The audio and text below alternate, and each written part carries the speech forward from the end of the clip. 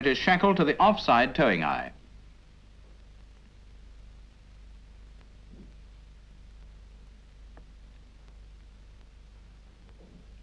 The cable is placed into the snatch block and the snatch secured. The tank thus makes an excellent holdfast. By now, along the offside of the tank, all gun planks will have been positioned. They are evenly spaced along the length of the track and inserted well under to prevent the track digging in and to enable it to start riding along the planks. The next job for these two men is to attach the ends of the Mark IV hawser to the front and rear of the tank. They take the front end first and attach it to the single towing eye. Quick release shackles on the Mark IV hawser make this rapid and easy. Now, how are the others getting on with the track? By the simple method of attaching that GS snatch block to the tank, passing the cable round it, the track is winched into its final position. It wasn't even necessary to move the Scammell. How's that for a good line?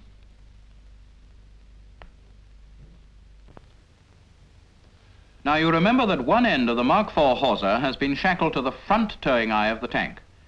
The other end is taken to the rear, where it is attached to the near side towing eye.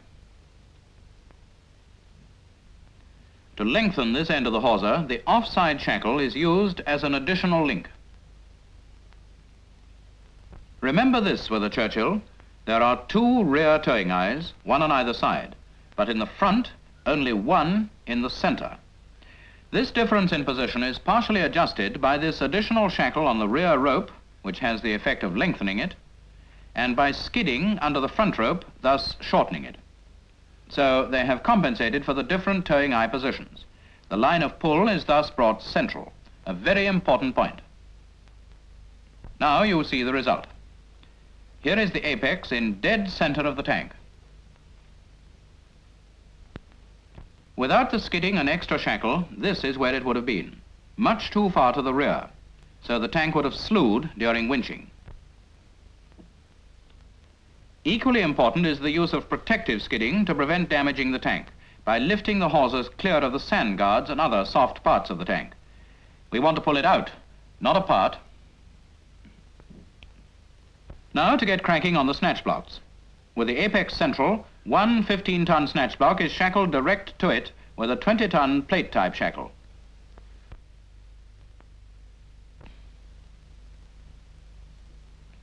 How's the job going?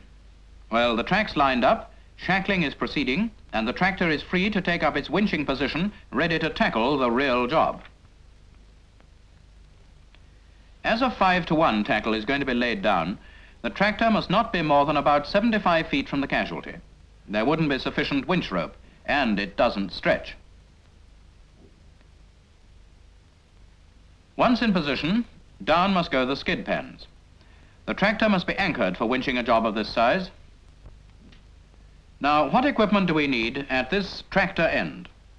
Well, this is how the completed layout will look. First, there's a 4-in-line holdfast anchoring a GS snatch block. In front of this is laid a 3-in-line holdfast attached to a 15-ton snatch block. This equipment is offloaded. We want a set of 4 holdfasts and pins together with a GS snatch block at the rear of the layout.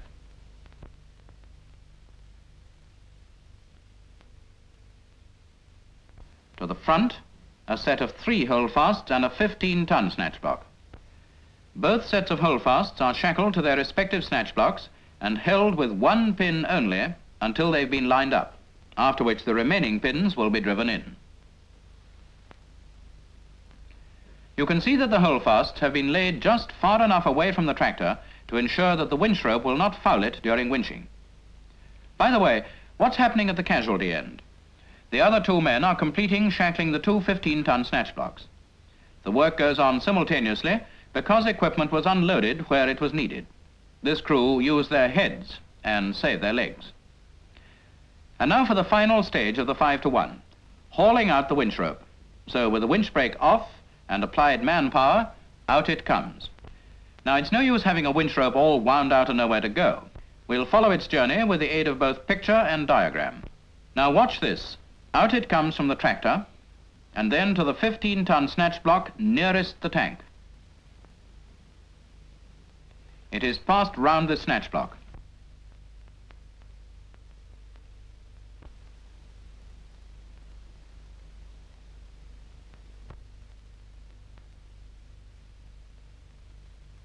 From here, the cable runs back to the tractor end, to the GS snatch block, which incidentally is drawn oversize to show the cable lines more distinctly. This is the snatch block attached to the 4-in-line holdfast. Again, the cable is placed in the snatch block and run back towards the casualty.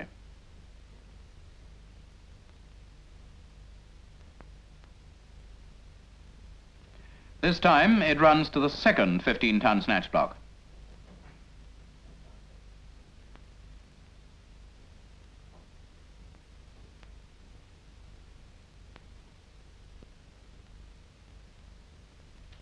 Once more, the winch rope is returned towards the tractor end to the block anchored by the 3-in-line holdfast.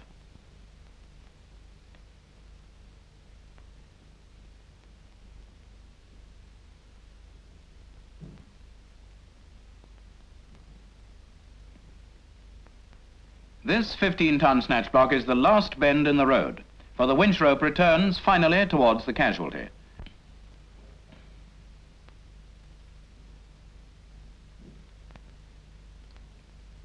Here it is shackled with a 12-ton shackle to the eye of the last snatch block.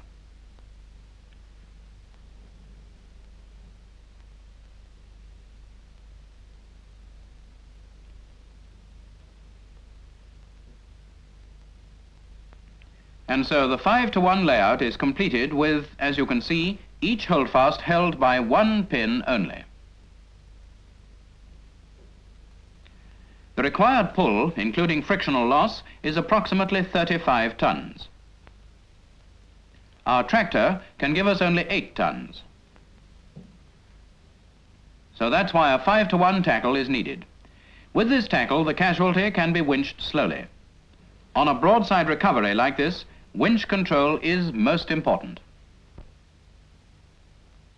By using a 5-to-1, we've geared down so that for every 5 feet of cable winched in, the tank will move only 1 foot. It's like using a gearbox. The greater the load or gradient, the lower the gear necessary. Is that layout quite clear now? Like to have one last lingering look at it? It's known as a simple 5-to-1 because the one winch rope is used throughout the entire layout. Being a 5-to-1, it must have 5 lines or returns of cable running back from the casualty.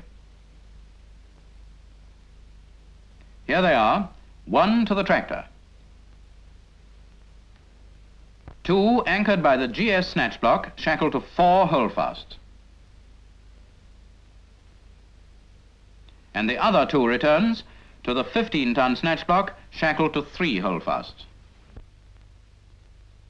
This is a fine layout, but has it been correctly lined up? A good guide is the rear towing hook. If the winch rope leaves the rollers directly over the hook, then your tractor has been correctly positioned. This lining up is vital, and to a good crew is as natural as lining up for pay parade. With everything ready for winching, the crew have no need to cross their fingers when the tackle takes the strain.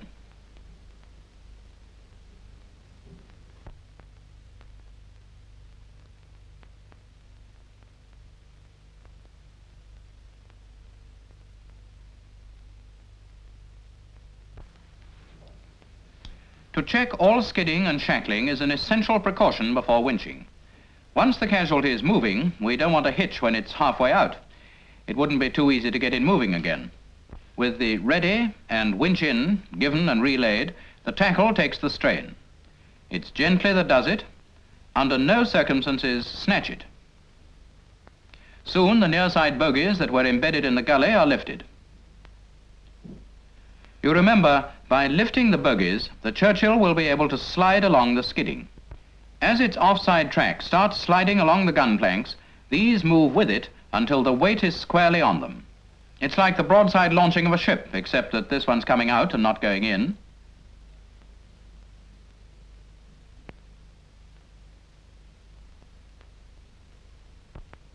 The gun planks still preventing the offside track from digging in, the tank continues to slide well clear of the gully.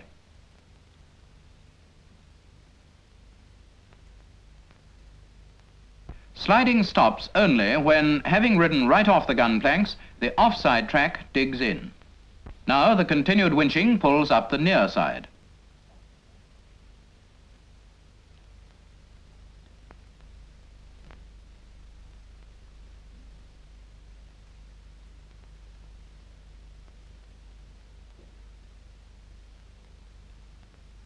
The tank has been hauled onto level ground, and the near side bogies have been lifted well clear, ready for hauling the cast-off track underneath.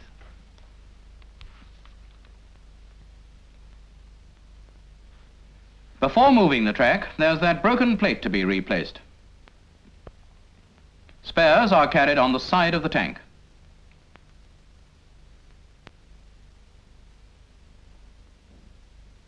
This is just a question of removing the old plate and replacing it with the new.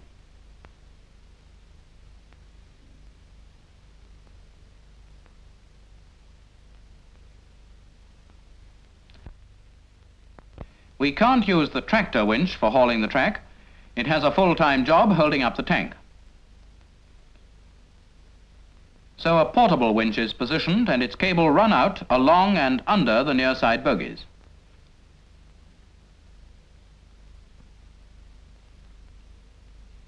Its eye is taken to the track end and attached with a track pin.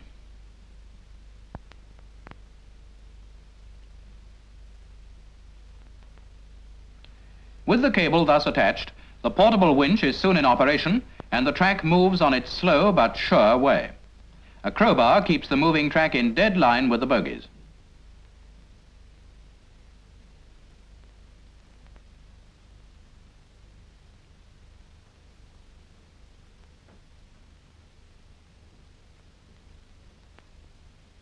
The front idler sprocket is slacked off in preparation for joining the track.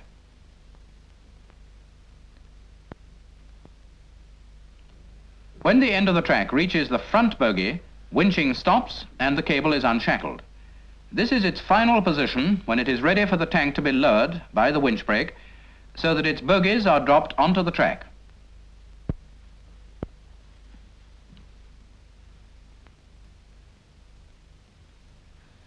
There's an alternative method of doing this, so we'll go back to where the tank was held up and the track was still at its rear. Now this time, jacks are used. The tank being held by the layout only until the jacks are positioned, one at the rear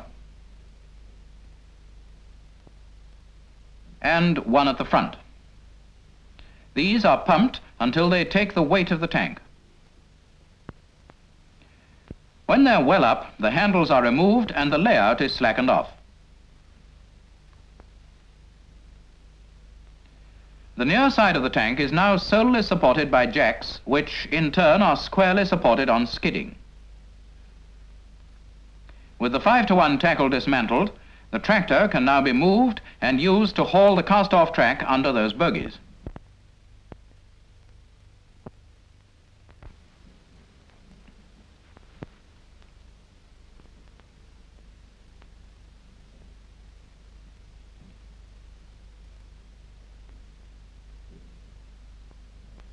The tractor is positioned in front of the tank and in line with the near side bogies.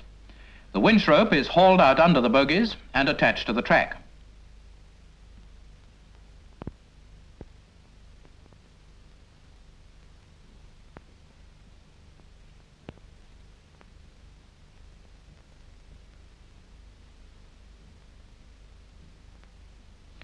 This time, you'll notice how much faster the track is winched.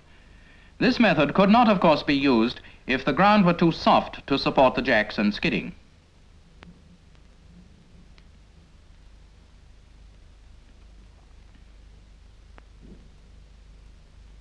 Here it is once more under the front bogie, ready for the jacks to lower the tank onto it.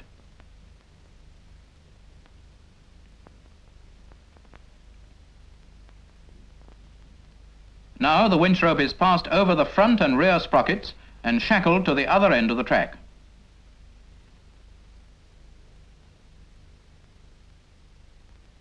At this point, one man must jump in the driver's seat to free the near side sprocket.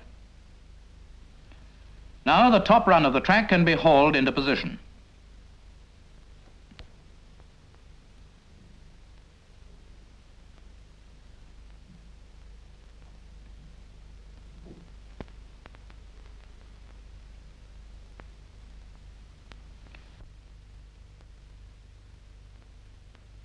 You can see the ease with which this heavy track is hauled over the rear sprocket, along the track guides and out over the front idler.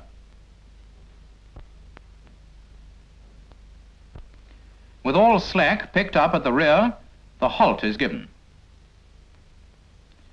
The track is now made or rejoined. The track pin is punched through and secured by anvils and keepers.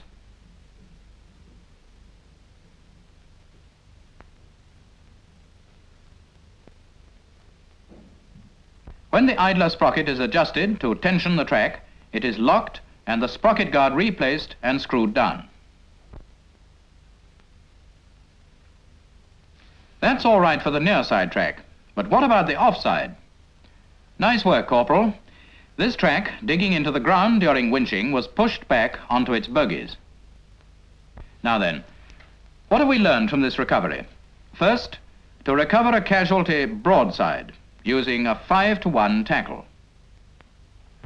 Second, to support the tank with a layout while its track is positioned with a portable winch. Third, to support the tank with jacks while its track is positioned with a tractor winch. A good crew always has a last look round before the tank, a casualty no longer, is handed over to its crew. Then, of course, there's their own equipment to be stowed in readiness for the next job.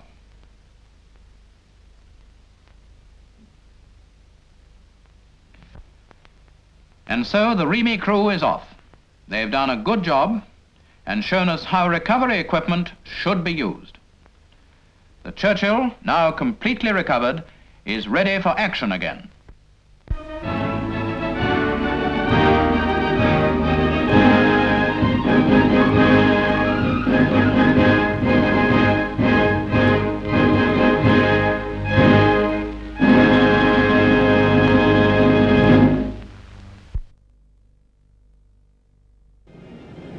If you enjoy all types of vintage commercial vehicles, then you'll enjoy Vintage Commercial Vehicles magazine. On sale every third Thursday of the month at all good newsagents. Price £2.35. It's #1 for historic commercial news and features, restoration projects, quality archive photography, commercial modelling and specialist classified sections.